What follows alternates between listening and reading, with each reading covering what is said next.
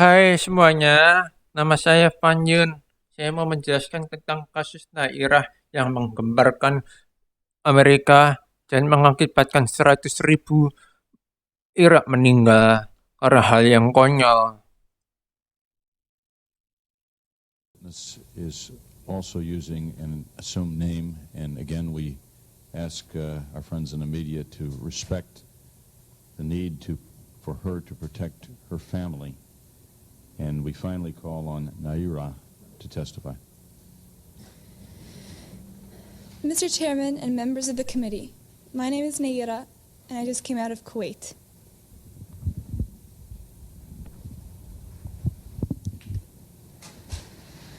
My mother and I were in Kuwait on August 2nd for a peaceful summer holiday. My older sister had a baby on July 29th, and we wanted to spend some time in Kuwait with her. I only pray that none of my 10th grade classmates had a summer vacation like I did. I may have wished sometime that I could be an adult, that I could grow up quickly. What I saw happen to the children of Kuwait and to my country has changed my life forever. It has changed the life of all Kuwaitis, young and old. We are children no more. My sister, with my 5-day-old nephew, traveled across the desert to safety. There was no milk available for the baby in Kuwait. They barely escaped when their car was stuck in the desert sand, and help came from Saudi Arabia. I stayed behind and wanted to do something for my country. The second week after an invasion, I volunteered at the Al-Adan hospital with 12 other women who wanted to help as well. I was the youngest volunteer. The other women were from 20 to 30 years old. While I was there, I saw the Iraqi soldiers come into the hospital with guns. They took the babies out of the incubators, and left the children to die on the cold floor. It was horrifying. I could not help but think of my nephew, who, if born premature, might have died that day as well. After I left the hospital, some of my friends and I distributed flyers condemning the Iraqi invasion until we were warned we might be killed if the Iraqis saw us. The Iraqis have destroyed everything in Kuwait. They stripped the supermarkets of food, the pharmacies of medicine, the factories of medical supplies, ransacked our houses, and tortured neighbors and friends. I saw and talked to a friend of mine after his torture and released by the Iraqis. He is 22, but he looked as though he could have been an old man. The Iraqis dunked his head into a swimming pool until he almost drowned. They pulled out his fingernails and applied electric shock to sensitive private parts of his body. He was lucky to survive. If an Iraqi soldier was found dead in a neighborhood, they burned to the ground all the houses in the general vicinity and would not let firefighters come until only ash and rubble was left. The Iraqis were making fun of President Bush and verbally and physically abusing my family and me on our way out of Kuwait. We only did so because life in Kuwait became unbearable. They have forced us to hide, burn, or destroy everything identifying our country and our government. I want to emphasize that Kuwait is our mother and the Emir our father. We repeated this on the roofs of our houses in Kuwait until the Iraqis began shooting at us. And we shall repeat it again. I am glad I am 15, old enough to remember Kuwait before Saddam Hussein destroyed it, and young enough to rebuild it. Thank you. Nayirah, thank you. And let me thank all of our witnesses. We've passed 8 years in the existence of the Congressional Human Rights Caucus. We've had scores of Kesaksian dari nayirah itu yang saya pelajari itu adalah diselenggarakan Kongres di Amerika pada waktu itu tanggal 10 Oktober.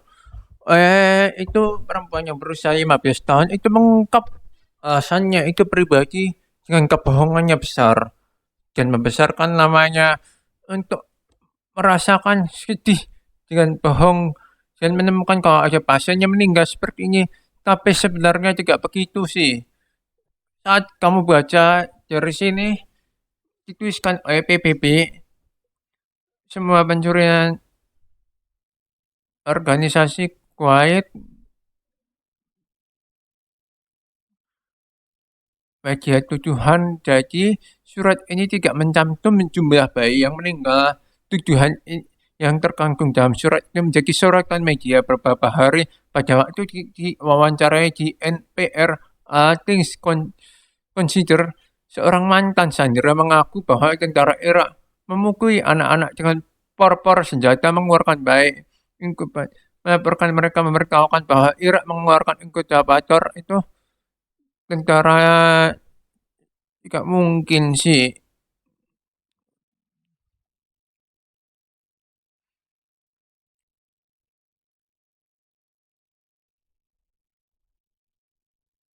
mengeluarkan bayi tersebut, tapi itu kan membesarkan hoax namanya sih.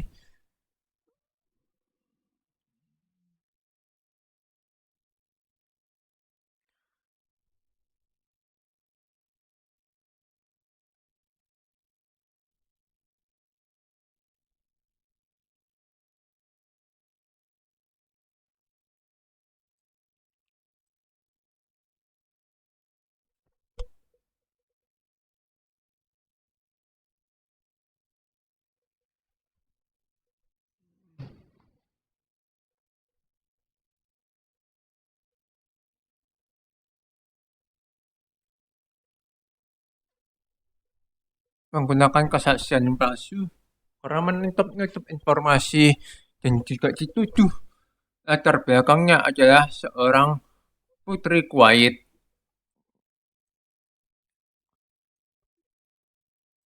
Jadi intinya dari saya pelajari dari kasus tersebut ini, jangan terlalu buru-buru percaya sama media sosial tanpa mengetahui latar belakang korban.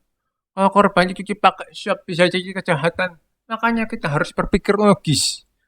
Dari kasus nayirah itu membohongin Amerika untuk mendapat bantuan Amerika dengan cara bohong dan berlatih untuk pansos hingga sempurna menipu sampai melibatkan korban 100.000 melayang. Dia itu bukan rakyat jelata, tapi putri Kuwait. Dan juga kasus Ento Eko sama sekali mirip, membohongin publik secara nasional. Sudah berarti untuk berbohong sebelum dimulai aksinya sampai membesarkan skala. Latar belakangnya adalah lulusan SPI dan disuap gaji untuk kejahatan fitnah. Saya merasa emosi karena saya mau korban itu diadili sebesar uang biaya sekolah Julianto Eka sebab merugikan dia. Tidak cuma hanya menilai dia itu melakukan kejahatan, tapi juga melukai perasaannya. Dan dia juga berjasa untuk membantu orang, tapi korbannya ini tidak mau berterima kasih, tapi melukai perasaan yang mentor tersebut. Dan saya mau korban tersebut dipenjara 8 tahun. Akibatnya itu, terima kasih sudah menonton. Jangan lupa subscribe. Aku akan membahas kasus yang lain tersebut. Makasih sudah menonton.